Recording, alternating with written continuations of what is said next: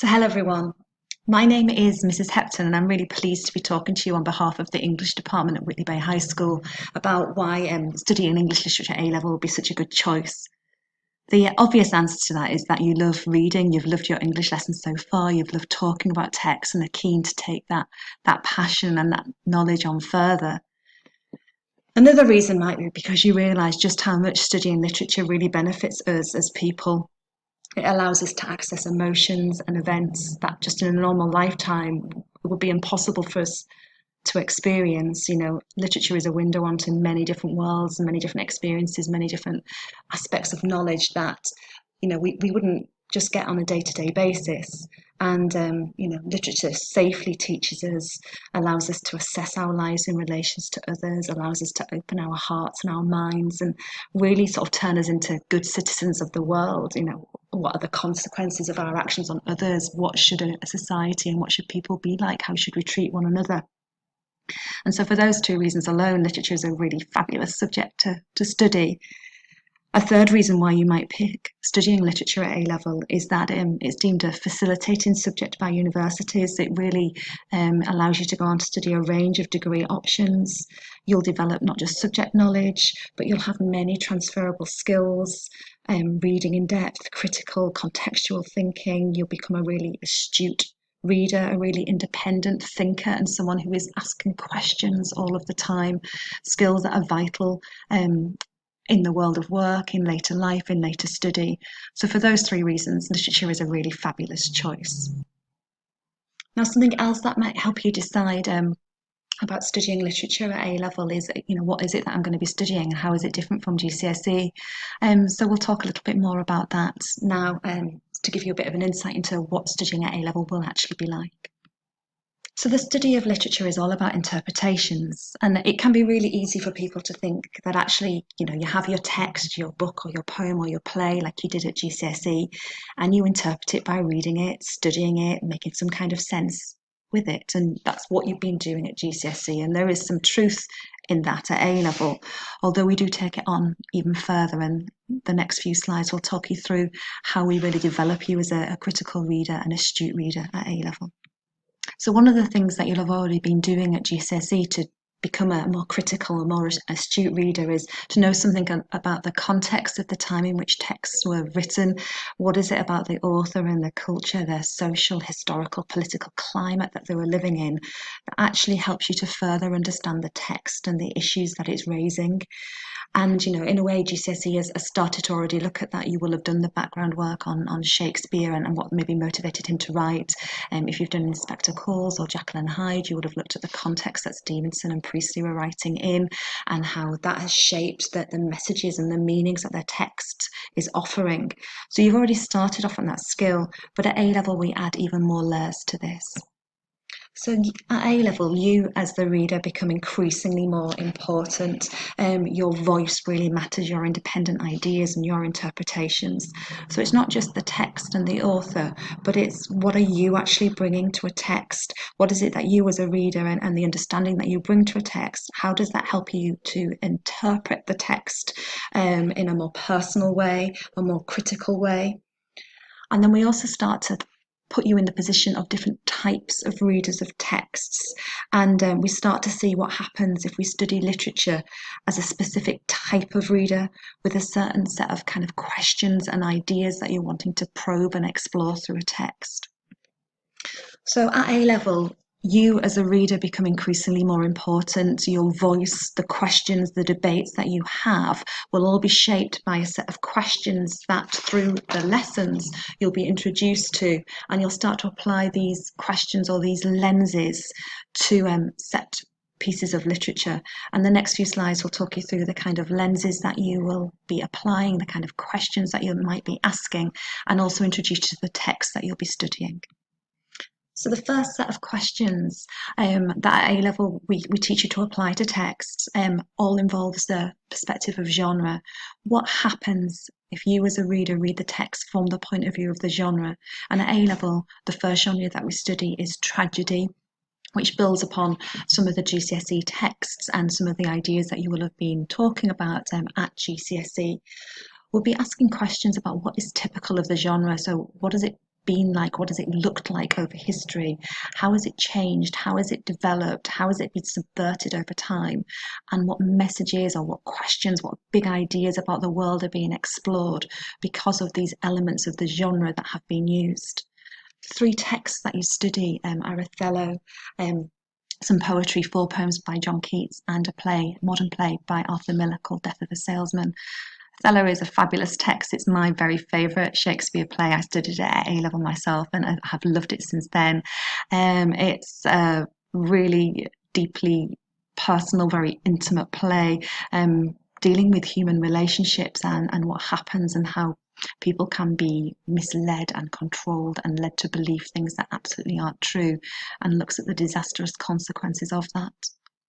The four poems by John Keats are all love stories looking at relationships again between men and women and their inevitable demise and what happens to cause that and the tragedy at the roots of that.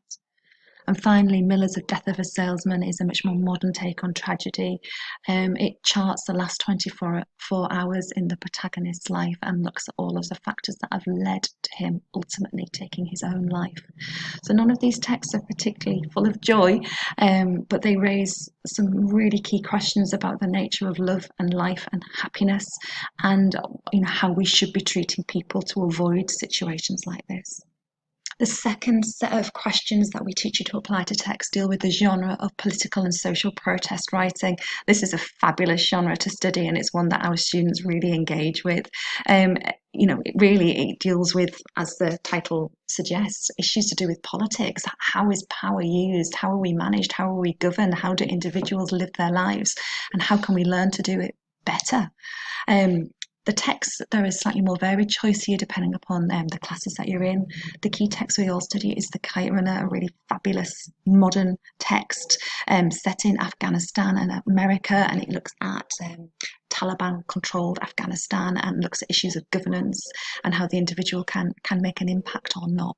Really interesting, really topical, really powerful text to study. We also have two texts which deal with the female experience and look at how women are treated by society and possible answers that could emerge from there. And you'll also study a poetry text, and here you've got Songs of Innocence and Experience and Tony Harrison's selected poems as examples of what is typically studied. Again, poems which deal with individuals, with people, with their stories and how they're treated by society, typically to do with kind of minority groups or lower social class groups. So again, some really key issues being explored there. It's not just questions of genre which allow you to become a critical or more astute reader of text. You also look at 6 different critical lenses as well, and look at what questions, if you're approaching a text from that point of view, would you be asking. So if you're approaching a text from a feminist point of view, you'd be asking questions about the presentation of men and women, of masculine and female in the text. What kind of behaviours are expected, condoned, punished? And again, what is that saying about the nature of how we live our lives? If you're approaching a text from an eco-critic's point of view, you'll be questioning how the landscape is presented in text. What is man's relationship like with the world in which the text is set? And again, what we can learn about how we're living our lives in relation to this. You might look at a text from a Marxist point of view, and again, the questions that you'd be asking there are all to do with power. Who has the power? What gives them the power? How do they use the power that we have? And is it ever possible to challenge power and power structures? Linked in slightly with this, you might become a post-colonial critic, and the questions you'll be asking of your text then will be dealing with, again, questions of power, but specifically in relation to the treatment of minority groups in society, and what can we learn about what has happened historically and how we ought to be living our lives now. You might also approach a text from the point of view of the canon of value and judgment. And if you're looking at a text from this point of view, you'll be asking questions about what really makes a text worthy of study as being part of this canon of what we see as very valuable literature that must be studied. And the final lens that you'll learn about is to do with narratology, the construction of a text and what choices an author is making and why. And again, looking at what typically happens and where text structures and narratives and ideologies have been subverted and changed and developed in order to change the way in which we see the world. So all of the time we'll be looking at not just you as an individual reader, but you as a certain type of reader and the specific sets of questions that you bring to a text in order to make far greater sense of it. These 6 lenses that we've talked about here and the questions also tie in with the coursework that you do at A-level. Exam is 80% of your marks, and you'll have an exam on the tragedy text and an exam on the social political text. But you'll also have 20% devoted to 2 essays, 2 pieces of coursework in which you take a novel and a poetry text, and you specifically apply one of these 6 lenses to it and really look at what new meanings emerge when you read the text solely from that point of view. There's lots of independence here, lots of your wider reading, lots of your own kind of interests and research. So it's a really great module for you to take part in. And to give you a little bit more insight into this, here are 6 texts that our students have been studying a selection of this year in order to look at the different critical lenses. So with Beloved, Never Let Me Go and Bird's Song, 3 novels that have been studied. And again, students have selected which texts which lens they would like to apply to the text. And the poetry text, Helen Mort, who's an incredibly modern writer, Wilfred Owen and Christina Rossetti are the 3 poets that have been studied this year. Yours might be different, but I just wanted to give you a bit of an insight into the kind of things that you could be reading. So I really hope that this has given you an insight into what A-level literature is all about, that it's inspired you to think, actually, yes, this is the subject that I'd really like to do. I love to read. I want to find out more about the world. I want to be critical. I want to be asking questions. And really, I want to end on 2 things. Firstly, just to say that we really see literature as a reflection of what is happening in the world.